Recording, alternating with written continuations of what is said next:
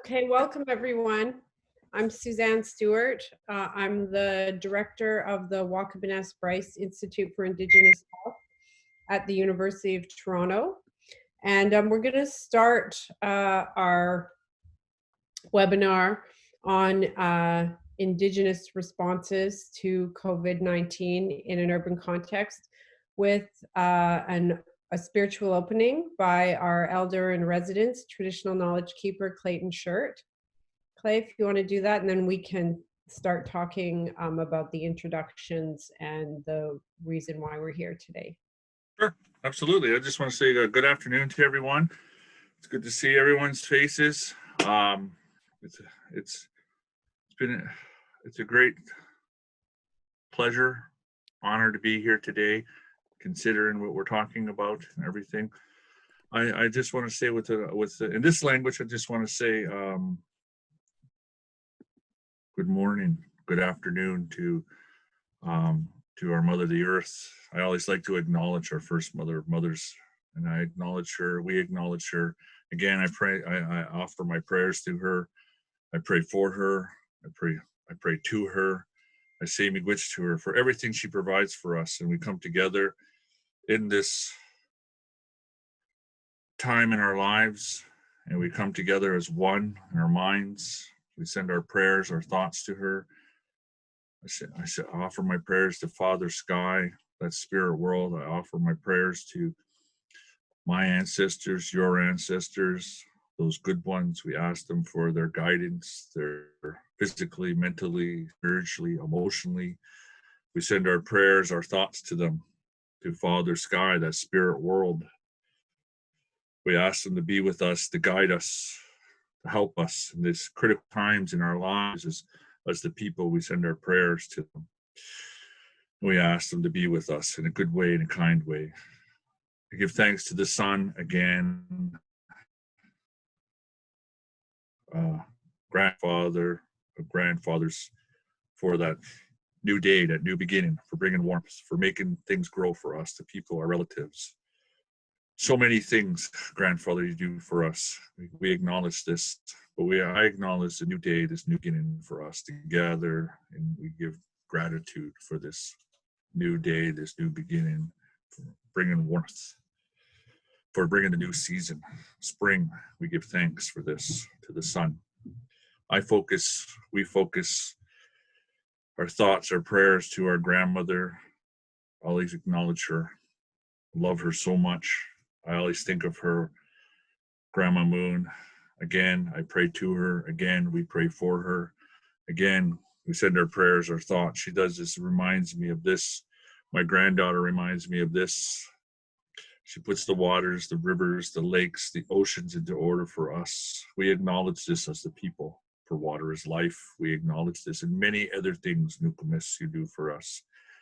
We acknowledge that special gift you give us as we sleep, as my children sleep, as our children sleep, as we sleep, as my granddaughter sleeps. She does this. She puts the oceans, the rivers, the lakes into order for us. We acknowledge this.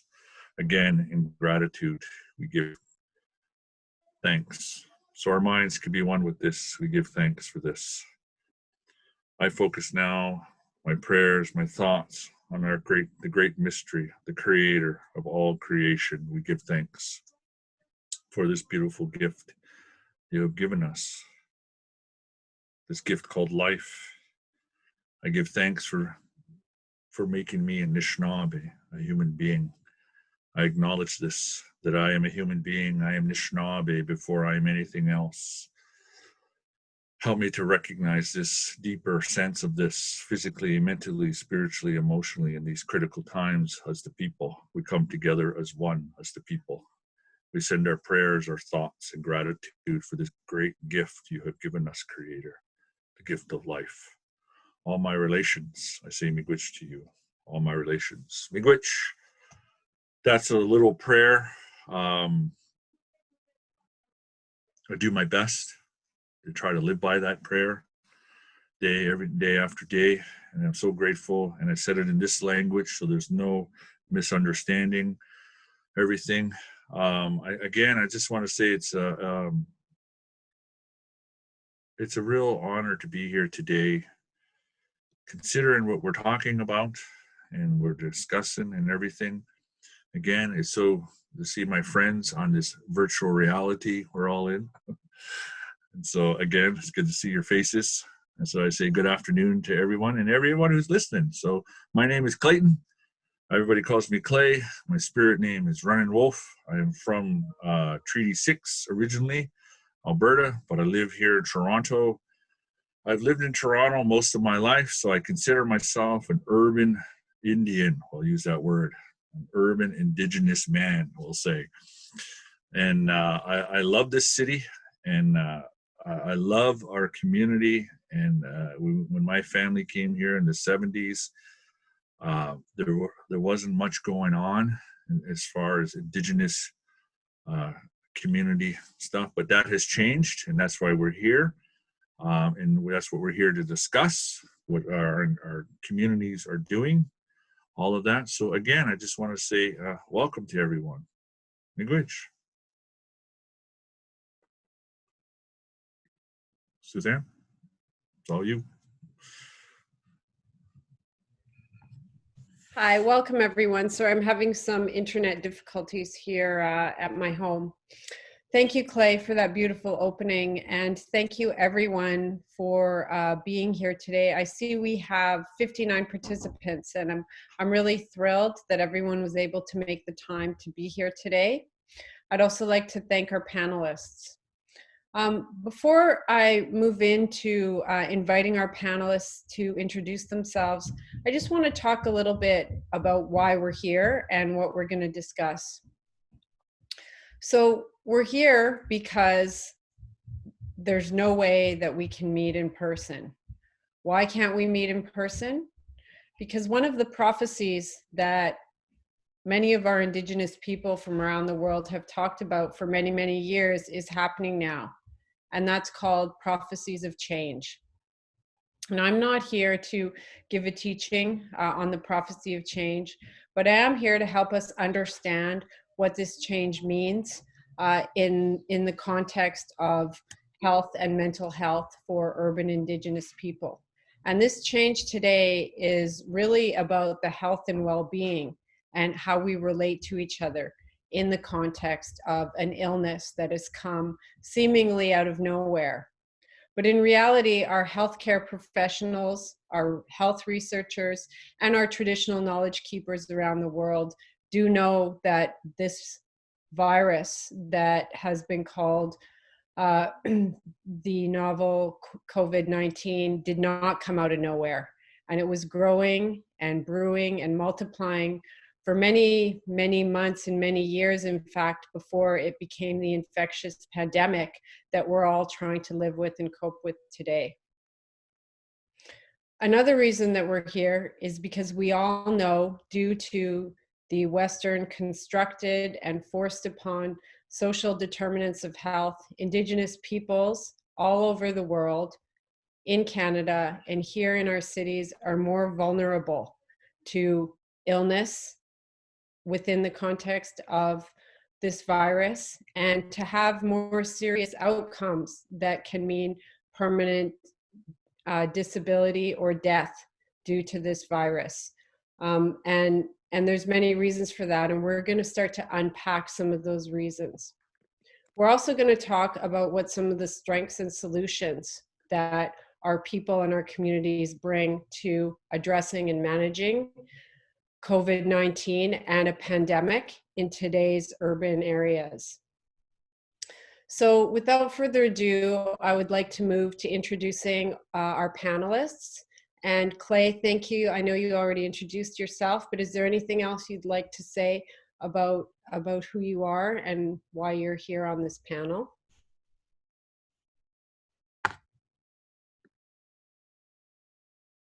You're muted. We can't hear you. Muted. Yes, I just want to say, no, again, it's just, I'm a traditional knowledge keeper slash elder. I don't, I'm old and I got some gray hairs and everything. I say that a lot, but I just want to say, I just want to put it in the context of what an elder is. Somebody with tremendous wisdom and knowledge, and that's an elder. I go to elders, and but the Western world puts us in boxes. I just consider myself a practitioner of my culture and my spiritual beliefs. I'll use that word. And it's just so the knowledge keeper, knowledge holder. So the people are listening. This is what titles that we've had to come up with to fit in the Western sort of box, right? Because I kind of see we're all in these little boxes right now in cyberspace. And so it's just one of those things. And I want to make that clear to everyone. Not an elder, and I know elders there's elders and elderly, just getting old, things like that. And I have the greatest respect for our elders, and I've been talking to a lot of our elders since this whole thing has been going on. A lot of mixed feelings. We've been down this road before with viruses, right? And so a lot of mixed feelings, and I think that, when I just talk about the viruses, I think one of the viruses is that Western culture has. I don't want to get into this too much, but that has brought it's kind of plagued our minds, and that I focus a lot on that one, and that one is how our minds have been sort of colonized. And I'm in the process of trying to decolonize my own mind and figure out what that means and explore that, because our culture, our spiritual practices remind us of this, that creation has given us this gift called life, and we're unique human beings. We're all unique, and then a gift of intelligence, of thought, right? All of this, and I just so when I think of viruses, that's what I think about, and it just sort of gets my thoughts flowing about the virus that I didn't ask for it, but it just sort of inherited through the generations. And this is what we're all trying to address in the bigger picture, and also this one we're dealing with now. So we've dealt with viruses before, right? And so what I'm saying is that looking towards our culture, and one of them is our spiritual practices, is the thought, the feeling of empathy, right? To cultivate it, because we could all run away, and some of us are very privileged to I have recognized that, to be at home. But there's so many of us, our community members, who don't have that privilege. So I just want to acknowledge them, who have to be out there trying to figure out how to keep the lights on, how to keep their, fed, their children, everything in this huge pandemic that we're all faced with. So my thoughts again go to them, and I think about, that's how when I think about all this, what we're facing with, and viruses, etc.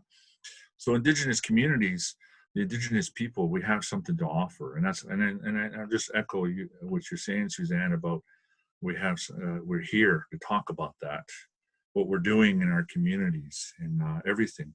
I mean, we're a very small community group when you look at the bigger picture of Toronto, right? But a lot of us are the most vulnerable, right?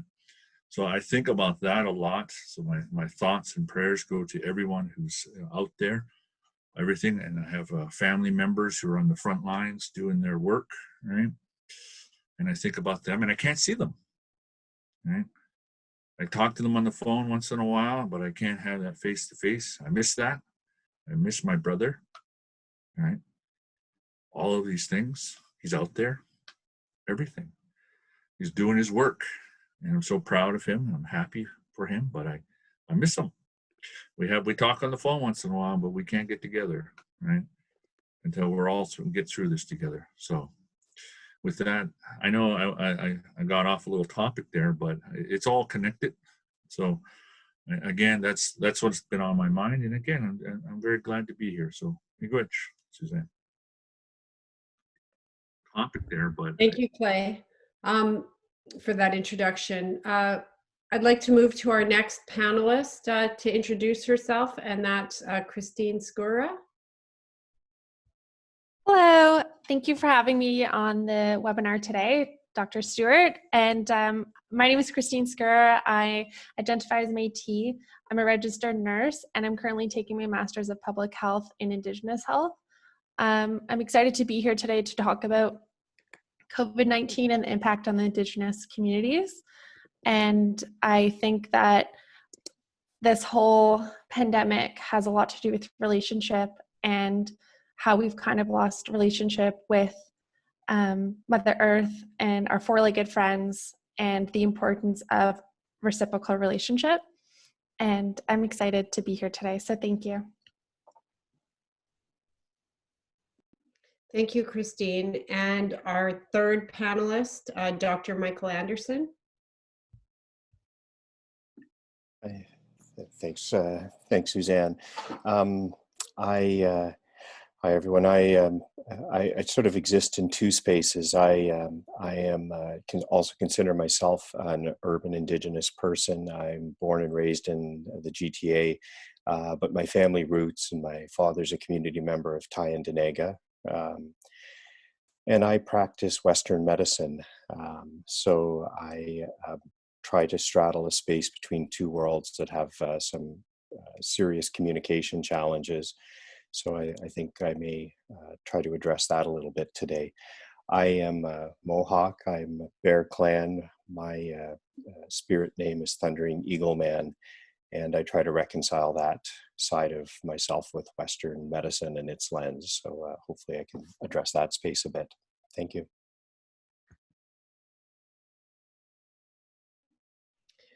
Thank you for those introductions. So, and I'm Suzanne Stewart. I'm from the Yellowknife Dene First Nation.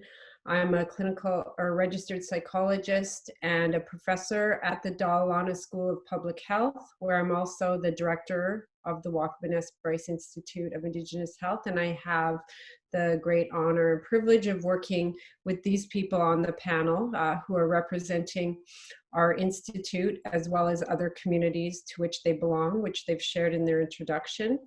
And I just want to acknowledge myself as a visitor here to this territory of Anishinaabe and Haudenosaunee and the Indigenous land that we're on here in Toronto.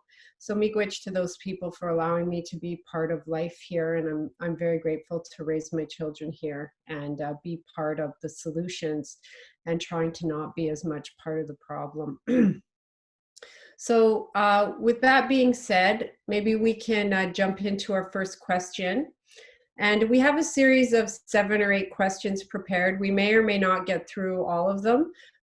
We'd like to get through as many of them as possible. And we'd also like to give time at the end, maybe in the last 20 minutes, for questions for participants, or questions from attendees for the participants. So please put those questions into the chat, and we will ensure that we can respond to as many of them as possible. So the first question I think that's burning into many people's minds is, what are some of the major public health issues of COVID-19 for urban Indigenous individuals and communities? And further to that, how can urban Indigenous people best protect themselves from this virus? Now, don't all answer at once, everyone, but whoever wants to answer, please speak up.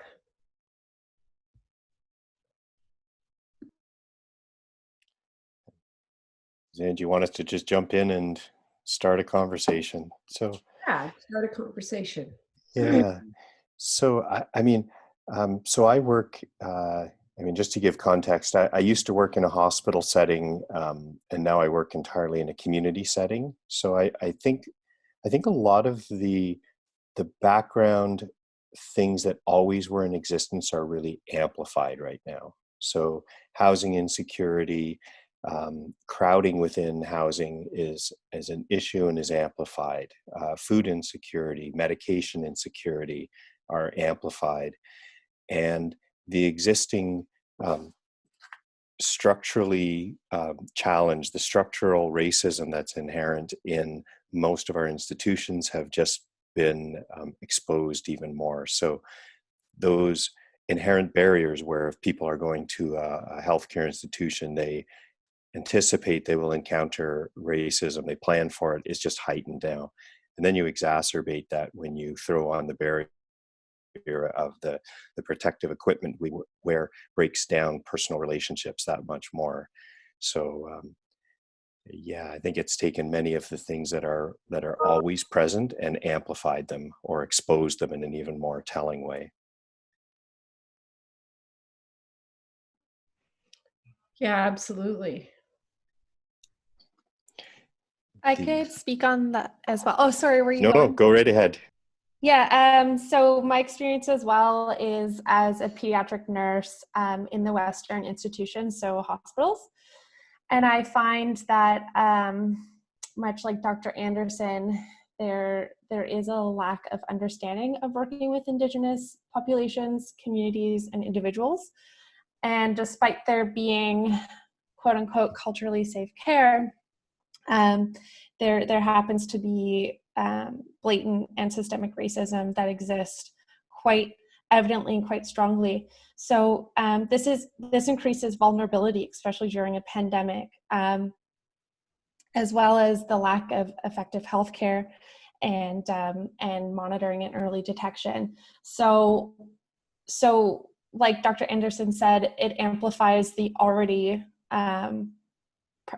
present issues that exist in our healthcare system, not to mention the remote Indigenous reserves that experience like poor access and overburden of their poor medical systems that do exist because they have lack of access to care. So from an urban and remote context, there already lay many issues that needed attention, and now with this pandemic, it's created and amplified those issues that already exist. Yeah, so what you're saying is, early detection and treatment are major issues because of this racism and the systemic and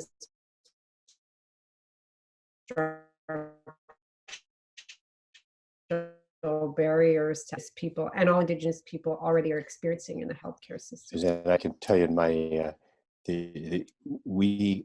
I wish I encountered this infrequently, but I encounter it somewhat regularly, that Indigenous people don't get the, in this case, it's cancer care they're looking for because of external things that are limiting. Like, if I'm going to go through chemotherapy, I need a secure place to live. I need secure housing because it presents all sorts of barriers. So if you're living in a shelter system, if your house is vulnerable,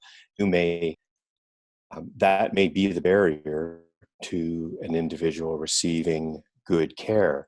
So the problem is, if our lens is only on we provide chemotherapy or radiation, we don't realize the barrier to accessing care isn't one that's right immediately in front of the healthcare system's eyes. It lies elsewhere. If you don't have secure housing, all these care options aren't really available to you. So even if a system says, hey, look, you can access chemotherapy, not really. And I think that's amplified, and certainly we've seen that's amplified again right now. So accessing assessment and treatment for COVID-19 is what one of the big issues are. Yeah, and it spills over because we often say, okay, we look at something and say this was a COVID death because someone was infected with it. But I think we can't lose sight of the notion that there's also COVID-caused deaths where you may not actually have contracted COVID, but the effects of how the system is modified, the other barriers, the sort of the profound paradigm shift, you had a death that's related to what's going on. It may not. So I think it's always worth broadening the lens that COVID doesn't just affect you by infecting you, it affects you by all the other systematic things that are present and change. So Michael, what kind of I know you listed what some of those were, but what would you say are some of those systematic things if we wanted to list them? Yeah, so people already have, so I mean, absolutely, structural racism. You know if you walk in the door how you're potentially or likely going to be treated, so that affects your judgment about accessing care. Knowing that certain, um, it really, I mean, a lot of it lays bare the access issues, is you may not choose to go into, I guess one of the ones we really see frequently now is that if someone is unwell and you want, and this applies to everybody, but it's more profound, I think, in our communities, is if you want your community support around you, particularly, you can't. You can only have a family member present if you go in an institution, if you're near the end of life. So if you're, so that affects everybody, and you can't have your support system around you, but it's particularly true if you're going into an institutional space where you feel vulnerable, you feel stigmatized, and then you're going in alone, even further disconnected. So there's been this disconnect from the from our sort of intrinsic support system that we try to take with us. That's severed away. So I don't pretend that doesn't affect every human being, but it affects different communities differently. So what I'm hearing both Dr. Anderson and Nurse Christine talking about, and Clay before that, is really the vulnerabilities around interacting with the healthcare system, like around assessing, around treatment, and how that's more precarious due to racism and other barriers, like being able to have your family there to support you, being able to access those because they may not be culturally safe spaces for Indigenous people to go. Yeah. But And what are some of the other issues? Because, you know, we know that this virus infects different people at different rates depending on their, you know, their age, their health care status, even where they live, what they do for their work. There's a lot of different variables to that. So even stepping back a few steps, you know, what are some of the issues that can come up before people are at the point where they may need to go get assessed or they may actually need treatment? I could yeah, speak on that. Oh, sorry, Doctor. The government is asking that we all stay home and stay safe, but that doesn't account for the vulnerable population that doesn't have accessibility to safe housing. There could be overcrowding. There could be no access at all.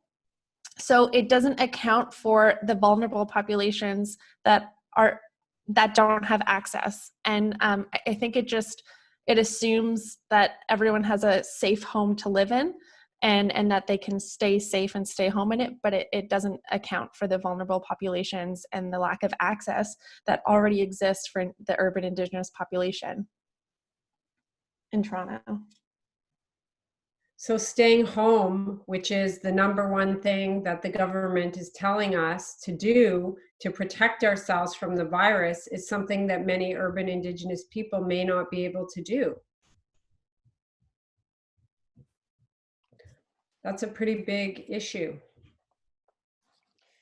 and I think if you look right now, there are some predictable places where outbreaks occur, and they speak to vulnerability. So, um, uh, if you are living in fairly crowded circumstances, if your housing is insecure, you're vulnerable. If you're, you know, working in spaces that have, or working or living in spaces, so shelter system, for example, where people are closely, you know, in close quarters, that's a challenge, particularly indoors. You add on the background of things that put you at risk are not just spatial things, but they're also age and health conditions. So those are, those present a couple of challenges. We have high rates of chronic health conditions, and our elders are important to us for their guidance and for support and for our well-being, and yet they're a group that we in many ways need to isolate for their protection. So we're sort of cutting off an arm in some respects. We're doing something to protect a part of our community that's critical, but we've also cut off access in many ways to a critical part of well-being. Yeah, absolutely. Clay?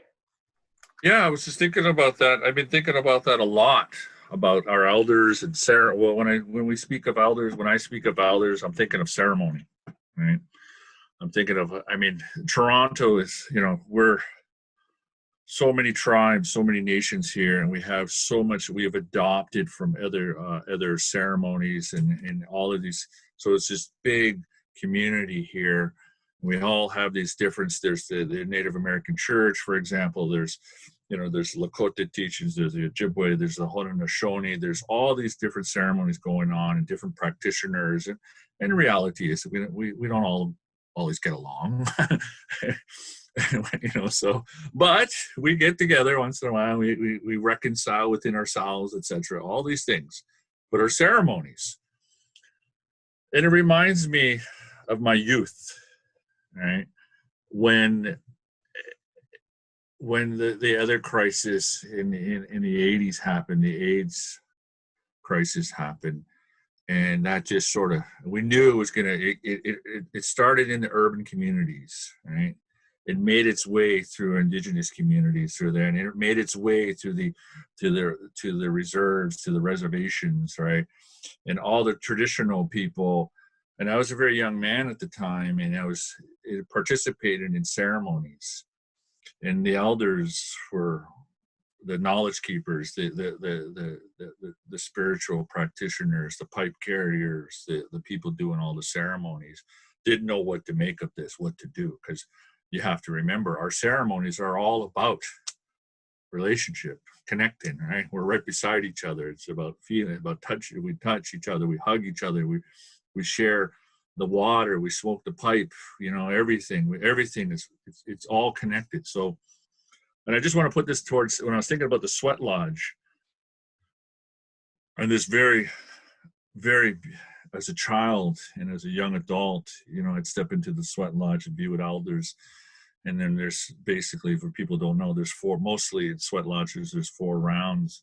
And then where I came from, and out west, there was that round of the water, right? Where everybody had a pail. There'd be 2 pails. The one that goes on the grandmothers on the rocks. And there was one put aside to drink, right? And it was a beautiful pail. It was always pristine.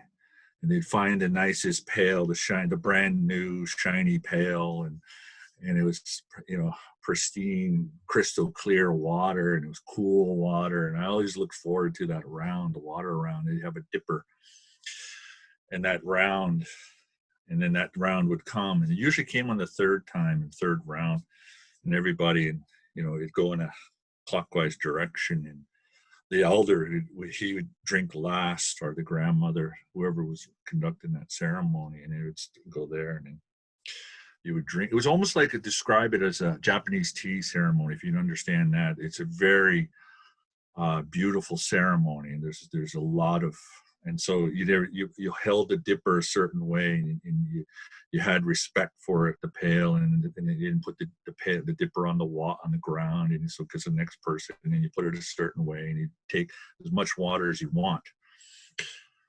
And that was beautiful, and I grew up with that. It was just common that we went in the sweat, and we did that, and everybody knew what to do, and they never, touched the dipper never touched the ground, right? You didn't want to get dirt or whatever on it, so the next person, all this. It's such a, and the AIDS crisis happened, right? And the elders didn't know what to do about this. They were like, "What is this?" Right? And they were scared, some of them, right? And so through their thoughts, and and this is the time of bottled water started coming around, right? And I don't want to get into that, right? Because when I was around 16 when bottled water came around, and I thought it was a nutty, like, who in their right mind would buy bottled water, right? And now we do, right? But anyway, that's another story.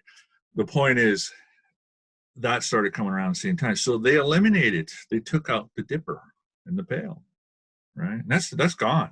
Right? There's very few sweats I go to now, I've been to over the years, that have the dipper and the pail anymore, right? it's all individual water, bottled water, etc. Whatever. Or you bring your own thing now. You know, they're getting rid of the bottles and they're having their own individual drinking thing. So my point is that we adapt, right? We've always adapted, right? And sometimes it's those adaptations are not the best way of doing things, but we adapt, right? And I remember I missed that. I've always wanted to, but now with so many of our people coming to the ceremonies again and looking for things to get well, that's what we're here about, talk about public health, right? And they're looking at the ceremonies and they're questioning, and they want to get healed, and it's their responsibility and to heal themselves, but they have to step into ceremony, and we support that.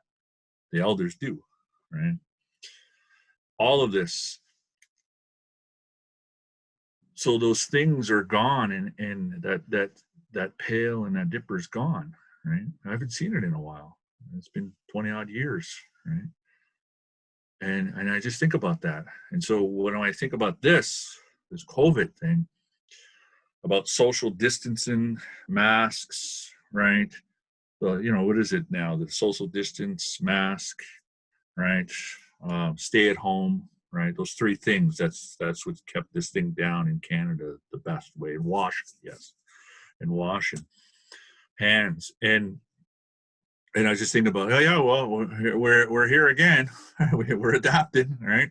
You know, going back to those days are gone, right? Of the normalcy, you know. And I was just listening to our health minister talk about, you know, this is the new norm now, and we just have to adapt to that.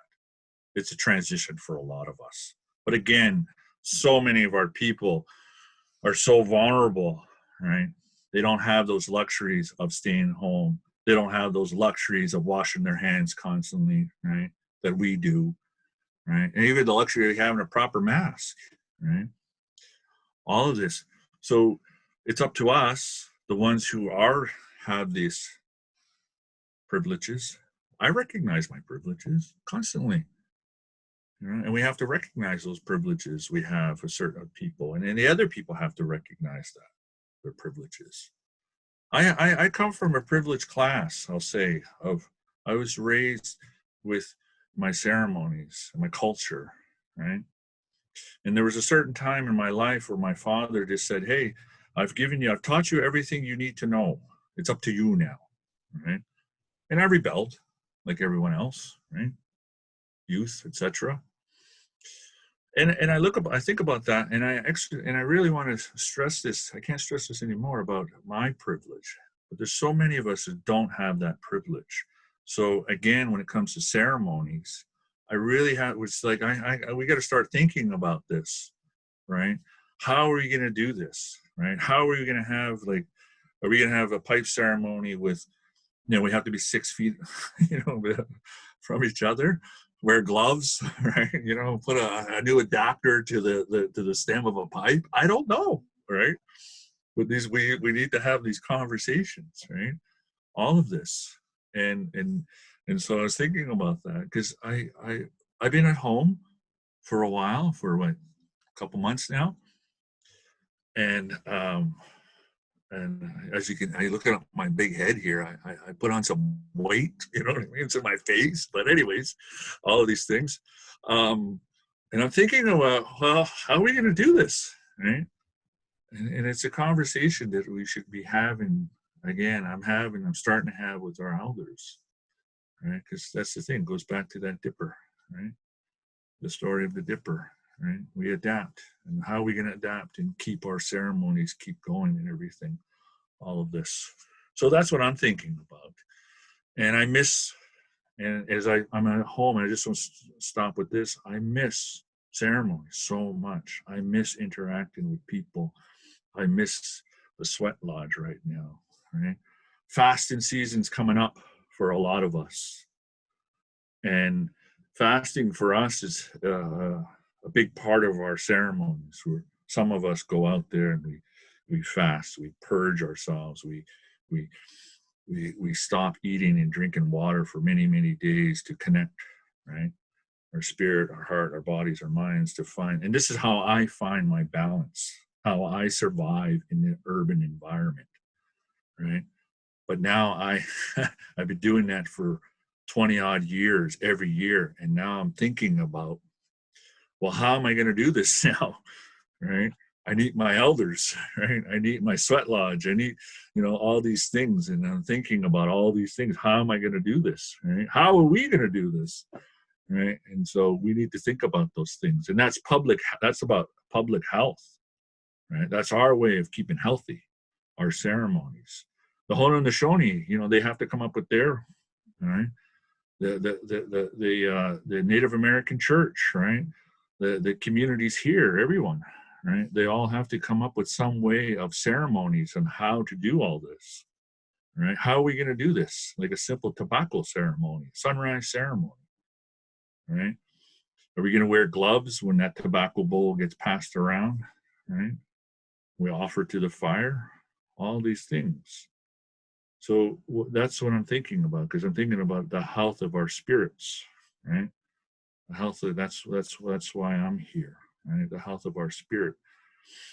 We're in the land, so to speak, that eats spirits, and so we need to figure out how to keep our spirits healthy again. And this is our ceremonies and our practice, and I'm also very respectful for all other faiths and spiritualities, right? Because that's one of the things that my elders taught me, showed me. You must have respect for all of them, right? All of this, and it's a process with that.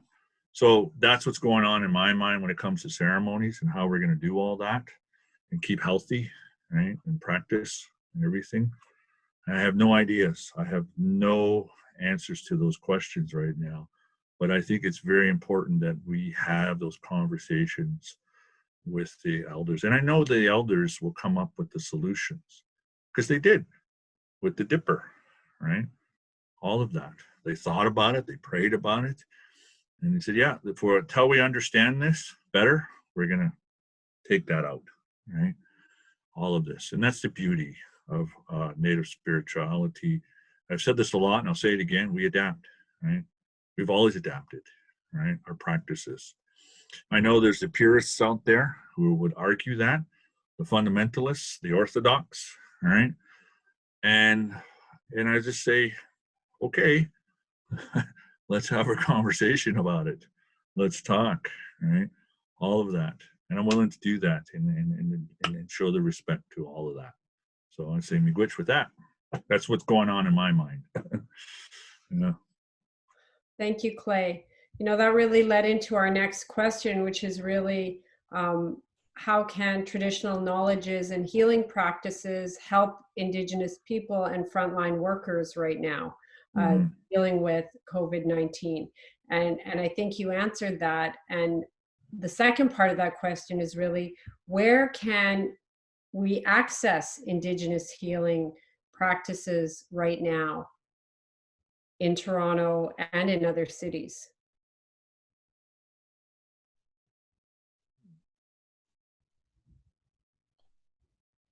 I think there's two pieces to that question. So the question makes me think about accessibility and who has access, doesn't have access to Indigenous medicines right now.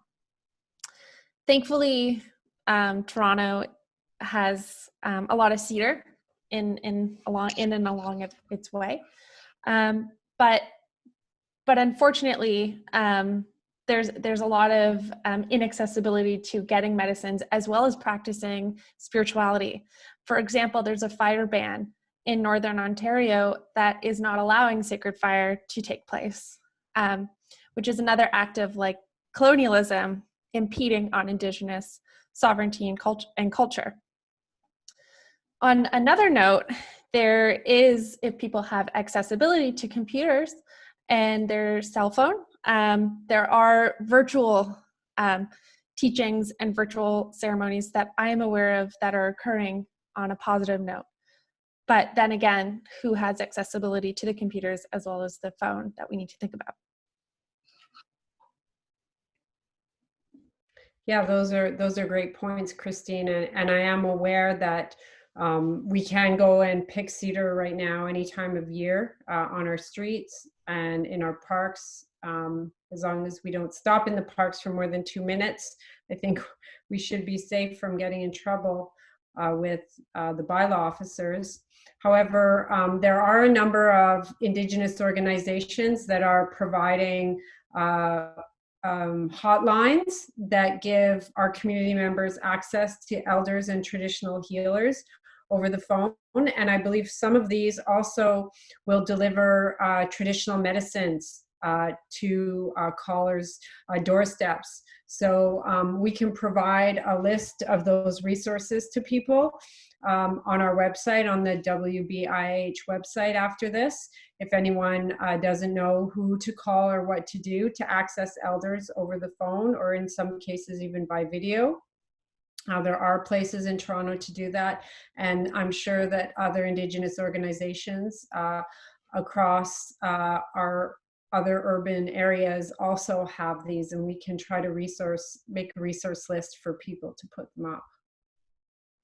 Suzanne, I might sort of follow a little of Clay's comment, and then I'll try to remember to make actually some statement about it. But Clay, your notion of we adapt, I think, is kind of an important one, because it's not just right now everything's closed down. So the solution right now is everyone is in one place and isolated, but that's not how life is going to be, in the next bunch of months. And so a lot of the question becomes what do things look like as you start to self-isolate.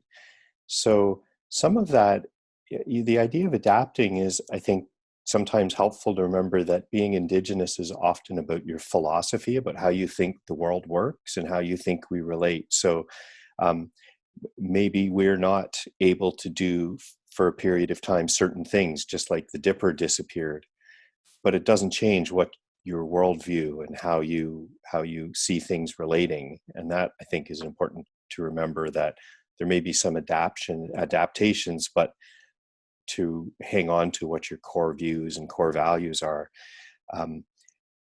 Sort of on the tangible end of that, I know that we've sent a letter around to the Toronto hospitals reminding them that although there's lots of restrictions on things and family and so forth, that Indigenous access to ceremonies in institutional spaces is protected under the Ontario Human Rights Code. So you cannot deny people access to this because COVID-19. There are rules you can apply around how many people gather and so forth. But just to remember that for people, that access to traditional medicines, access to ceremony and institutions can't be precluded. It's protected under Ontario Human Rights Code and actually several bodies of legislation. So I just sort of point that out, that it's often easy to get pushed in a direction when a lot of things are changing like this, but that certain basic human rights prevail. Yeah, I think that's a really important point around the adaptation and that tension, that tension between what the system says that we need to do to stay safe, what we need to practically do ourselves to feel safe, and what we need to do culturally to keep ourselves healthy.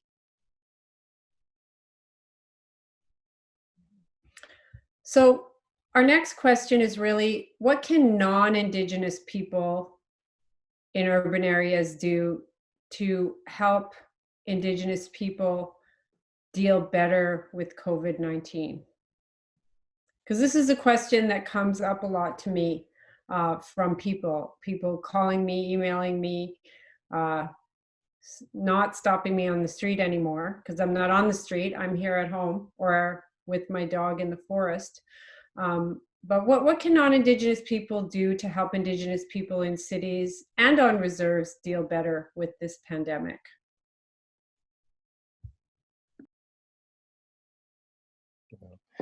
If I have one big one, it's actually see us. So, I think part of it is to actually see Indigenous people so that we're not invisible. We're not invisible or cast in sort of one stereotype. So part of it is visibility. Open your eyes, look around you. We are where we are, where we're present, and be aware. I would emphasize the point also to not go to remote reserves if that's where your cottages are. They're at a higher risk of vulnerability for COVID-19, so limit travel to the vulnerable populations, as well as becoming involved and educated. There's a lot of social media areas where you could donate for urban Indigenous populations, as well as educate yourself. Why are they vulnerable? Why are Indigenous people vulnerable right now? And what can I do to make a difference right now and in the future to break down these barriers that exist and continue to exist, pandemic or not? There's a lot of issues that non-Indigenous people can educate themselves on so that they can make a difference, whether that's big or small differences. And I also think that it's individual responsibility, but it also is government responsibility. They need to be making the proper actions to protect Indigenous populations and protect Indigenous communities. I think on a very, sorry. No, go ahead. I think one thing, sort of the question of what can non-Indigenous people do, and one, that I would always advocate for, but particularly now, is to practice trauma-informed care. Because when you're seeing Indigenous people who have experienced trauma through their lives, their histories, their families, this heightens it. And if I think of just some simple examples, if people go into institutions and they used to hear, well, you can't bring your family and you're only allowed 1.1 visitor or whatnot. So that's now enforced for, so that's always been a tension of, we want our community present when we're unwell. We need their support. We need their spirit. And that's, how do you distinguish that when you face, now you're only allowed one person? Is that just an amplification of a previous policy? So there's lots of places where, even if you look at the history of infectious disease in our communities, so all of these things are re-traumatizing to people. So if you're for allies, I would suggest educate yourself about trauma-informed care and that approach, because I think you're going to see, in particular, our community re-traumatized now. And whether the intent is just or not, it's irrelevant, because it's re-traumatizing. So to bring that lens to how you frame things. Yeah, Dr. Anderson, that is a really critical point, is to ensure that interactions around this issue or with individuals, if you're a frontline worker, are based in a trauma-informed framework.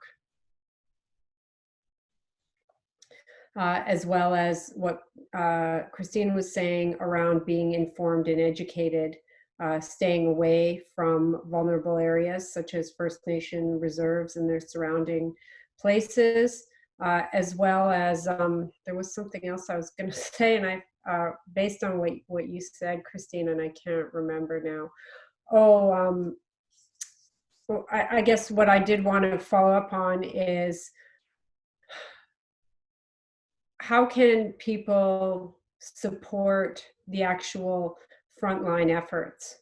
Some people may want to go out and volunteer to deliver food hampers or pick medicine or do different things.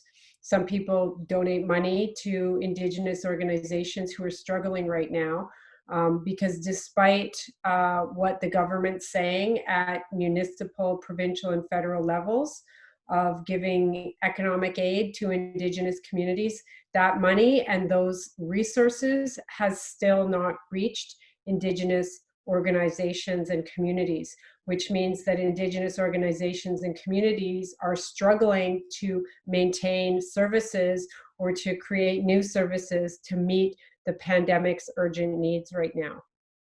So that's one place that I think, and just following up on what Christine said is, how people can actually help in practical ways. You know, I think that that's a very important piece. Susan, I think I may be a little out of date here, so you can correct me if I've got it wrong. But last time I looked, the federal sort of relief, financial relief, was highly weighted to remote communities and very little for sort of urban Indigenous population. And there's no part of me that's disputing that the remote communities have special needs. But I think that it speaks again to an ongoing lens that a lot of policymakers continue to wear, which is that Indigenous people are 800 kilometers north of Thunder Bay. And it reinforces that the sort of the missed reality that we're in urban spaces, we're here. So I think that that division of money and that being in an urban space does not improve your social determinants of health. It changes them, but it does not improve your access to healthcare. In fact, it diminishes your access to healthcare. So I just think if the financial division speaks to what the mindset is of policymakers, then there's still an education piece and an advocacy piece for understanding where we live and where we exist. Absolutely. So I think I'm wondering also, what have Indigenous communities learned about how health systems deal with how the health system is dealing with COVID-19 for its people, and how is what's happening now, some of the things you mentioned just now, Dr. Anderson, how is some of this the same or different from past pandemics? I mean, Clay brought up the AIDS epidemic, but you know, our communities have, and even in recent times, dealt with other pandemics with the system, such as the H1N1. And some of you may remember how horrific that was for our communities, especially our remote communities, who, when they asked public health systems for help, like sanitizers, biohazard suits, PPE, they were actually sent body bags instead of protective wear and hand sanitizer and that sort of thing. Or even the Spanish flu, which, while that was 100 years ago, really wasn't that long ago in the history of how of when our people have been interacting with the Canadian and Western healthcare systems. I could speak on that. So this notion that Indigenous peoples don't have the same healthcare services of government supports, they're continuously overlooked in health policy and services. And Indigenous people are very rarely included on those discussions of their own health in their own communities. So these decisions are being made by colonial Western institutions and policymakers, and it upholds oppression. So I think a little bit has changed, but a lot hasn't changed. And a prime example is that they continued the pipeline work during a pandemic on an Indigenous reserve that's vulnerable. So that's just an example, as well as the Ministry of Health decided to put a hospital in Moose Factory as low risk, limiting the resources to that hospital. And that means that that First Nation community that already has high vulnerability with housing shortages, overcrowding, and lack of clean water and minimal health infrastructure is considered a low risk. And if there was an outbreak, that hospital will lack access to the healthcare needs because they're considered low risk. So it's a continued oppression and overlooking of Indigenous communities and not involving them in conversation that needs to be had. Absolutely. Clay, you look like you have something to say. Do I? Or are you Well, just I have a lot to say. I don't know how much time we got. No, I'm just kidding. I was thinking on many levels. I'll just approach on the first question about the what are what our brothers and sisters can do to help. One thing is, you guys said that already, education is a key, right? It's like informing yourself. But I just want to say this to people, and I say this a lot, you know, and I get kind of tired of saying it. I'm quoting other people, but I actually see it and understand. I am a human being, you know what I mean? And if you can approach me as a human being before anything else, that race thing, that gender thing, that class thing, that citizen thing, you know, they all have their, just, you know, we all know this, and hopefully, you know, everybody else knows this, that they all have their prejudice and biased views, right? And they're all limited views of reality, right? So we were given the gift, how I see it, as, and many of us see this, we were given this gift as a human being. What does that mean? As to me, it's, you know, my bone, my flesh, my blood, right? Human, right? That's where it comes from, right? Liquids, minerals of the earth. We're literally part of the earth, so we call it the mother. And I don't want to get into this much, but I can't understand how somebody can't see the earth as the mother. My head just can't get around that, right? So, and so many of us do, right? Because of the colonization, right, of history, right? And the separation of that. And so I understand that human part, right? I get it. And, you know, and some of us call ourselves humans. And I never understood this, right? You're a human being. And you forgot the being part, right? It's kind of like an elder gave me, I'll just say this, an elder gave me shit once, right? In a very nice way, right? He goes, I'm Nish. I go to him, a slang, right? I go, I'm Nish, right? And he goes, why would you say that? And he goes, you're a Anishinaabe, right? You know, and it was just in our other, there's other ways to pronounce it. He says, it's kind of like saying, he said, you're only human, but not a being, right? You didn't put it, you're missing that one of those ingredients. The being is from our relationship. All things of the earth have being, right? The earth, the trees, etc., everything, but we're the human beings and we're connected to all of this. And he reminded me of that. And I was, you know, we use words out of slang, right? All of this. And I was using that word, I'm Nish, right? And I never said it ever again.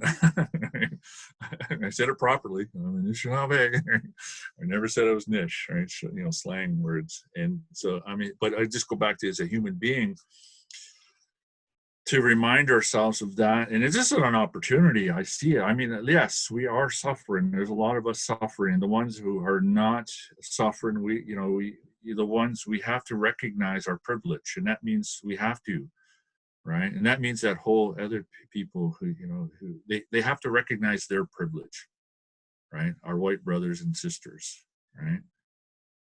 What that means, and there's so much in misinterpretation of privilege. Privilege to me just means that there's certain things that my privilege, I don't have to think about, right? And I'll never experience because of my privilege. That's all it means, right? And so if you understand your privilege, there's certain things you'll never experience and you'll never have to think about because of your privilege, right?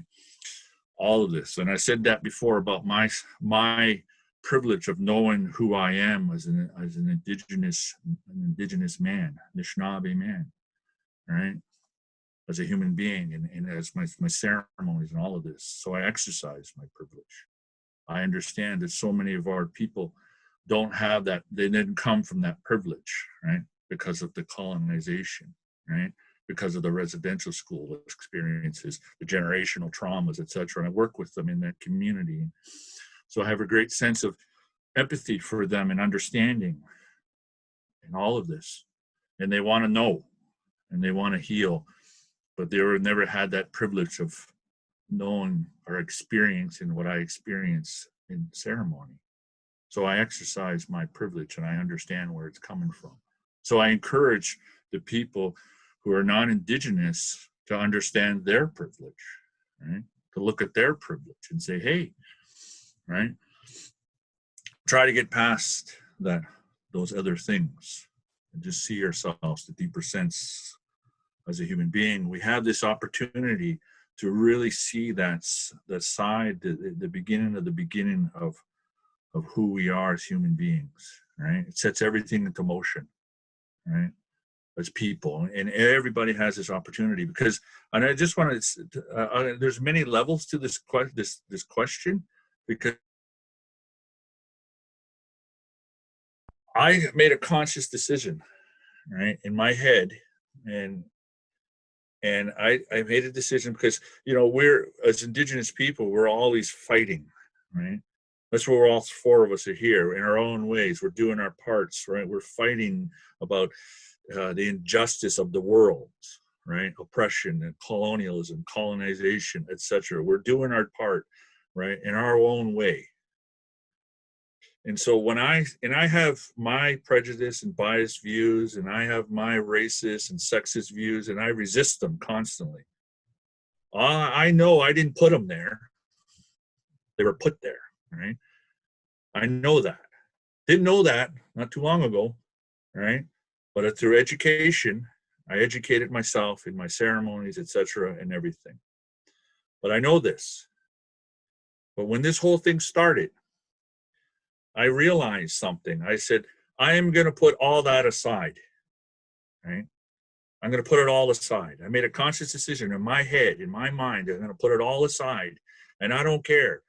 Everyone's a human being, and everybody deserves health, a good way, health in mind, to protect them. They're vulnerable, right? And that's when, in my mind, that's when all this, a couple months ago, this all was going on, right? And I made that decision. I said, I'm going to put all that aside and work together for the people, right? I don't know if everybody did that. I have no idea, right? But I made that decision, right, in my head. And then the fear set in, right? I got to go somewhere here. I got to go here now. The fear set in. And I was terrified now, because I realized that this is bigger than everything now. This is all of us together. And I started thinking about my children. I started thinking about my granddaughter, right? And I was terrified, right? Because I knew this was going to happen, and what's going on, because I thought to myself, in my own head, I thought to myself, if my kids get sick, right, if somebody else and I got to go to a hospital now, right? And I got to bring my sick child to them. Are they going to see a human being, right? And the answer is no, right? Because we already had this conversation about the biased views, right? About the racism, systemic racism in the health system, right? All of this. Because when I go into a hospital for anything, first thing they ask me, are you diabetic? Are you an alcoholic? Right? I'm not either one of those things, right? All these things, right? I got to ask, they ask me all these questions. They can't get past that thing, right? But I understand, it's their education process. They haven't been educated enough to understand. But, and so go back to my children, and this fear came up, and it was terrifying. I was terrified when this whole thing started, right? And so I asked myself, and I'm saying this publicly, but my wife doesn't even know this, guys, right? I was alone, and I was terrified about my children. So then I asked, and then I got on my hands and knees, and I prayed, right, to give me the strength to get through this, right? That this thing does not walk through my door, right? Affect my children, my friends' children, etc.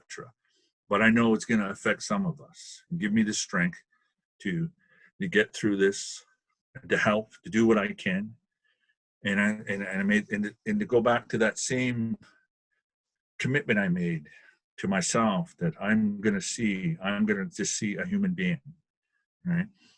I'm going to put all that aside, and I've struggled with them, those views, right? All of that. So that's on many levels. That's what I've had to work through, right? To do all that and everything. So I encourage people to to look at that, to look at themselves and look at their prejudice and biased views and be truly honest to themselves, right? What they're doing and everything, and recognize, I see the dog back there, and see their privilege. Privilege is important to recognize and know where you're coming from as a human being. So that's how I was thinking about those questions, those answers, and everything. So, you know, that's what I'm going through, and that's what I'm struggling with. So I encourage other people to just to remember that, right? That you're a human being, and we're all in this together, and we do what you can, right? And with the circumstances you're dealing with, your structure in this class-oriented culture, right? And I'm just going to stop here, but you know, people are asking, well, where did this come from and everything? And I don't know if I'm going to start something up here, but anyways, the root of it all, to me, it's really about, you know, when you look at it clearly with a clear mind, you look at the whole structure of the healthcare system and everything and all of this, it's through capitalism, right? Right? It started it all. It's a capitalist society, and it's, you know, and the root, this whole thing started because of capitalism, right?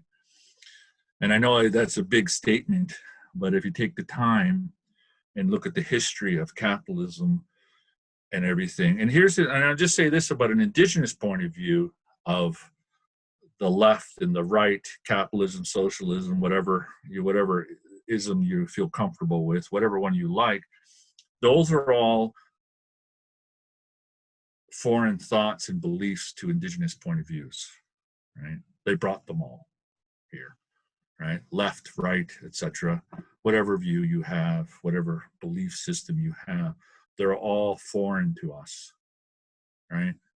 So we have a way of doing things, right? And that's a way of living with the earth, right? There's a way to live with the earth, and there's a way not to live with the earth, right? And the cause and effects of this are part of that, right? So when we root at that, when you look at that, we can make this change. And it starts with knowing, it goes back to being a human being, the bone, flesh, and blood, right? That's who we are. So there's a lot to think about there, right? And I think about that a lot. And we have to evolve. We have to adapt as human beings, the bigger picture of it all. We have to, right? And I see this a lot, again, to so many youth. And I encourage you, because I can't come up with these ideas, right? And I'm looking at Christine there, youth, right? And I'm like, we have to come up with you have to come up with those ideas, how to keep these lights on in a good way, right? That's the generations behind us have to do in a good way. So these things called pandemics are lessened, right? Because that's the reality. So I'm always trying to look at the reality of things, right? It's a struggle, right? Because that race thing gets involved, that class thing gets involved, that whole citizen, you know, everything. You want to call yourself a Canadian, I respect that. But I'm a human being before I'm a Canadian, right? I'm Anishinaabe before I'm anything else. And the deeper meaning of that, and you know, physically, mentally, spiritually, emotionally, I am all these things. I am not my thoughts. They're just part of the package, right? All of this. But I'm more than that. My thoughts are more than everything. And our culture and our ceremonies help us, remind us of that, and to get through this. And so it gets to that, right? So that's what I was thinking about when you guys were talking. Right? And I know it's many layers there, but it's all connected, right? And I know that, again, I want to give people encouragement, right? And I'll say this about hope. I don't trust hope. I never did. I don't like the word, right? Because if you look it up, it just means you're waiting around for something to happen. That's all it means, right? And that's been thrown around from generation to generation, right? Hope for this, hope for that. And I'm like, no, it's a time of action, right? And so we need actionary words, right? And so actionary words, and that's what we need to do, right? And the youth need to do that and come up with these actionary words and new words, etc., and let that energy and let it flow and just come up with these creations, right? So that's important. I think it's all connected. So I'm waiting. I'll just use that word. I'm waiting. So all of this. So I'm waiting for something to happen, right? Because I'm too busy as a human being trying to decolonize myself, right? And it's a struggle, right? And I'm honest. I'm trying to be honest about that. So I look towards the youth. I look towards them, right? And I look and okay, it's, you know, you guys, my ancestors, your ancestors, my elders, the generation behind me did a lot of work for you. So it's time to get up, you know, we take that responsibility. You take the responsibility. That's the point. We're human beings and we need to respond, right? All of these things and keep going and everything. So I'm confident in the human beings that we're going to get through this, but we will adapt and we will figure out how to get through all this. And I think it's an opportunity to evolve. I really believe that, right? And I don't use that word you guys know me, right? I hardly use that word, right? Yeah, I believe that, I truly believe that that this is an opportunity for the world, humanity, right? And it's part of those 7 grandfather teachings. I was re-looking at them again, going through this. And there's choices we're going to have to make, right? And that's what that whole 7 generations all about. You have a choice, right? You go this way or that way, right? Positive, negative, whatever you want to call it, right? And this is all part of it, right? And so Indigenous knowledge, right? Indigenous people, we've talked about this for generations and generations, right? All of this. And so I think about that a lot, and I think we can do it, right? And everything. So that's how I view it all. And I just want to support the people who are suffering, you know, and the ones who have to help the people in their suffering, right? And that support and everything. So my thoughts go to them a lot, and I'm thinking about all of that. And I think about my friend there, Michael. You know, he's on the, you know, he's out there. You know, I think about, you know, my brother and my friends, right? We're dealing in the front lines, right? He's a frontline worker who works in an organization. He's working with the safe injection sites and all my other friends out there, right? And in Toronto, you know, that's another issue. What's going on in the community is, you know, I don't know if people know this, but, you know, 75% of all opiate users are Indigenous in Toronto, right? That's a huge number, right? And so they're the most vulnerable. And now my friends are out there helping them with the safe injection sites, and they're running out of masks and gloves and all these things, right? And I'm thinking about them, right? Constantly, right? My friend out there, Zoe Dawes, right? You know, my friend Walking Wolf, right? All of that. My brother, Les, right? They're out there, right? And all of their friends and his partner and her and their friends and all the people out there. So it's really, really, but I know they're okay. And I know, you know, that my support goes to them. My heart goes to them. And I send all my prayers and thoughts to all of the people who are out there doing the work while I'm sitting nice in my home, getting fat. Thank you. So with that, I'll just say big glitch. Yeah. Thank you, Clay. You know, there was so much rich information in what you just shared, and you know what I really heard is about ways that we can continue to practice traditional healing and traditional medicines through praying, through putting down our tobacco, through talking to the spirit of the virus in prayer, using ceremony that way, even though we cannot necessarily gather together and conduct ceremony in the ways that we're used to and we want to and we miss doing, but that we are adapting our spiritual practices to what we have to do to survive And that's something that we're really used to doing over generations. We've done it many times, and that's why we're all still here, is because we've adapted to many, many, many big health challenges.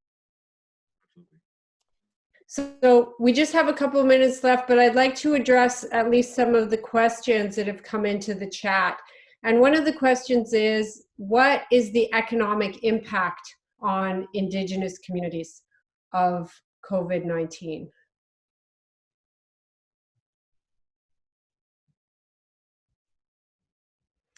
Dr. Anderson, do you want to, I feel like you have something to say. Yeah, I don't know that I can really speak to that. I have much knowledge about what the economic impact is going to be. I have to guess it's going to be serious.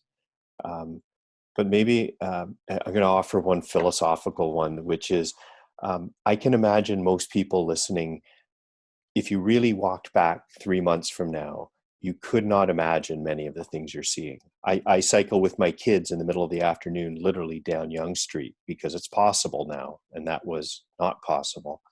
So we hear many things in life that are impossible, and I think what we've learned from this is, or reinforced from this, is a lot of things aren't really impossible. They're just about choices, and they're about willpower. So all sorts of things our communities have heard are impossible. Can't do this, can't support you, can't do this. Lo and behold, all things have changed. So it reminds us that a lot of the things we hear are impossible are really just about choices and will. And so I think there's, I didn't answer a thing about the economics of this, but I think broadly it reminds us that a lot of things are possible that we're told are not. It's just about where our will lies.